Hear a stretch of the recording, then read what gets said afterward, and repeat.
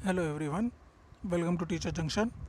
और अपने इस वीडियो में हम डिस्कस करेंगे DTSSB TGT मैथ्स फीमेल 2021 के जो ऑनलाइन एग्ज़ाम्स हुए हैं उनके लिए एक्सपेक्टेड कट ऑफ कितना रह सकता है। यह एक्सपेक्टेड कट ऑफ हमने तैयार किया है कैंडिडेट्स का रिव्यू लेकर कि एग्ज़ाम में पूछे गए क्वेश्चंस का लेवल उनको कैसा लगा, हर कैटेगरी के अंदर वैकेंसी कितनी है और उस वैकेंसी पर अप्लाई करने वाले कैंडिडेट की संख्या क्या है। ठीक है, इसके साथ ही हमने यहाँ पर ध्यान रखा है नॉर्मलाइजेशन का, क्योंकि एग्ज़ाम अलग अलग शिफ्टों में हुए हैं तो नॉर्मलाइजेशन भी यहाँ पर होगा। और हमने ध्यान रखा है कैंडिडेट्स की रिशिफलिंग का। तो चलिए इन सभी बातों को ध्यान में रखते हुए जो कट ऑफ हमने तैयार किया है वो आपके साथ शेयर करते हैं।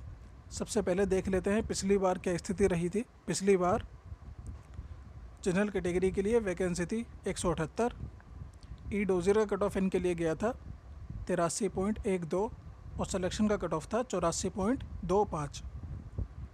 ओबीसी के लिए वैकेंसी थी 32, ई-डोज़र का कट ऑफ था 81.16 और सिलेक्शन का कट ऑफ था 81.16। एससी के लिए वैकेंसी थी 59, ई-डोज़र का कट ऑफ था 66.82 और सिलेक्शन का कट ऑफ भी रहा था 66.82। एसटी कैटेगरी में वैकेंसी थी 55, ई-डोज़र का कट ऑफ था 75.04 और सिलेक्शन का कट ऑफ था 75.09। PHOH के लिए वैकेंसी 5 थी, ई-डोज़र का कट ऑफ था 74.34 और सिलेक्शन का कट ऑफ भी था 74.34। PHVH कैटेगरी में वैकेंसी 5 थी। यहाँ पर ई-डोज़र के लिए उन सभी कैंडिडेट्स को कंसीडर किया गया था जो एग्ज़ाम क्वालिफाई कर गए थे और सिलेक्शन के लिए भी उन्हें सभी को कंसीडर किया गया था जो क्वालिफाइड थे। यहाँ पर एक और चीज़ आप देख सकते हैं कि अधिकतर कैटेगरीज़ के अंदर सिलेक्शन और ई-डोज़र का कट ऑफ या तो सेम है या फिर लगभग सेम है। तो इसका रीज़न ये है कि जब कभी ई-डोज़र भरने वाले अधिकतर कैंडिडेट्स या तो रिजेक्ट हो जाएं या फिर एक बड़ी संख्या में ई-डोज़र ही ना भरें, तब ऐसा होता है कि सिलेक्शन और ई-डोज़र के कट ऑफ में ज़्यादा डिफरेंस नहीं रहता, वो या तो सेम रह सकता है या फिर लगभग सेम। ठीक है, तो यही वाली सिचुएशन यहाँ पर है। तो ये सब तो बात रही पिछली बार की। अगर हम अब की बार की कट ऑफ की बात करें तो उसके लिए पहले हम आपके साथ डिस्कस करेंगे एक सर्वे। ये सर्वे हमने कराया है TGT मैथ्स फीमेल का एग्ज़ाम देने वाले 46 कैंडिडेट्स 46 कैंडिडेट्स के साथ जिन्होंने इसमें पार्टिसिपेट किया है। इन्होंने एग्ज़ाम में पूछे गए क्वेश्चंस का लेवल कैसा लगा इनको और क्वेश्चंस किस तरह के थे, ये सब हमारे साथ शेयर किया। इसमें उन्होंने बताया कि लगभग 67% कैंडिडेट्स ने ये कहा कि उनको क्वेश्चंस का लेवल डिफ़िकल्ट लगा। 22% कैंडिडेट का कहना है कि उनको क्वेश्चंस औसत स्तर के लगे।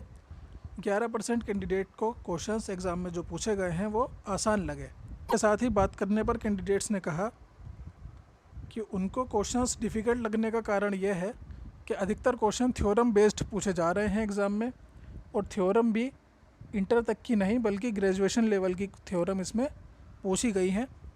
पार्ट 1 के बारे में पूछने पर उन्होंने कहा कि पार्ट 1 हमें इजी लगा है, जिसमें जीके आसान था, रीजनिंग भी आसान था, मैथ भी आसान ही था लेकिन टाइम टेकिंग था, काफ़ी उसमें टाइम लग रहा था। इंग्लिश मॉडरेट लेवल का था और हिंदी भी आसान ही रहा।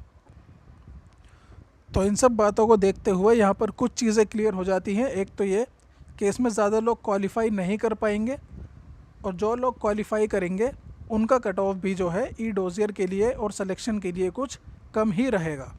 तो चलिए अब चलते हैं कैंडिडेट की संख्या और वैकेंसी की तरफ। अगर हम बात करें अब की बार TGT मैथ्स फीमेल के लिए जनरल कैटेगरी के लिए वैकेंसी है 397। इस पर अप्लाई किया है 17,386 कैंडिडेट्स ने।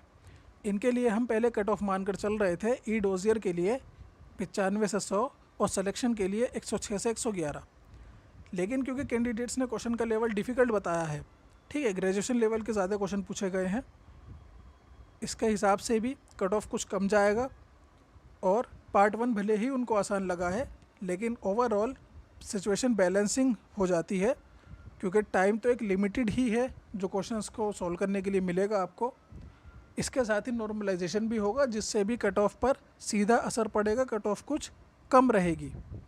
तो इन सभी बातों को ध्यान में रखकर एक एक्सपेक्टेड कट ऑफ बनता है। जनरल के लिए ई-डोज़र का कट ऑफ रह सकता है 86 से 91 और सिलेक्शन का रह सकता है 89 से 94। ओबीसी की बात अगर करें तो 142 वैकेंसी है। इस पर अप्लाई किया है 2757 कैंडिडेट्स ने। इनके लिए ई डोजियर का कट ऑफ रह सकता है 76 से 81 और सिलेक्शन का कट ऑफ रह सकता है 80 से 85। एससी कैटेगरी में अगर हम देखें तो वैकेंसी है 359। यहाँ पर अप्लाई किया है 2091 कैंडिडेट्स ने। इनके लिए ई डोजियर का कट ऑफ रह सकता है 61 से 66 और सिलेक्शन का रह सकता है 68 से 73। एसटी कैटेगरी में वैकेंसी है 221। इस पर अप्लाई करने वाले कैंडिडेट हैं 564। इनके लिए ई डोजियर का कट ऑफ रह सकता है 60 से 65 और सिलेक्शन का कट ऑफ रह सकता है 61 से 66। इकोनॉमिकल वीक सेक्शन के लिए वैकेंसी है 48 और कैंडिडेट की संख्या है 1005। कट ऑफ इनके लिए रह सकता है ई डोजियर का 81 से 86 और सिलेक्शन का रह सकता है 83 से 88। पीडब्ल्यूडी कैटेगरी के लिए वैकेंसी है 52। इस पर अप्लाई किया है 42 कैंडिडेट्स ने। तो यहाँ पर ई डोजियर और सिलेक्शन के लिए उन सभी कैंडिडेट्स को कंसीडर किया जाएगा जो लोग क्वालिफाई कर जाएंगे, क्योंकि वैकेंसी ज़्यादा है कि अप्लाई करने वाले कैंडिडेट्स कम हैं। यहाँ पर एक चीज़ और आपको क्लियर कर देते हैं कि कुछ लोगों को ये लग सकता है कि यहाँ पर ओबीसी की जो कट ऑफ है वो कुछ ज़्यादा जा रही है एससी से। तो यहाँ पर आप देख सकते हैं कि जो वैकेंसी है वो भी ओबीसी की काफ़ी कम है और एससी की कुछ ज़्यादा है ओबीसी से। कंपैरेटिवली जो कैंडिडेट्स की संख्या है वो भी ओबीसी में कुछ ज़्यादा है और एससी में कम है। तो ये रीज़न है जिसकी वजह से ओबीसी का कट ऑफ एससी से ज़्यादा रह सकता है। इसके साथ ही जब रिज़ल्ट आएगा उसको भी हम यहाँ पर अपडेट करेंगे, तो चैनल से जुड़े रहिए। अदर सब्जेक्ट्स की कट ऑफ के लिए जैसे जैसे एग्ज़ाम होते रहेंगे हम जारी करते रहेंगे। Thank you so much for watching and good luck.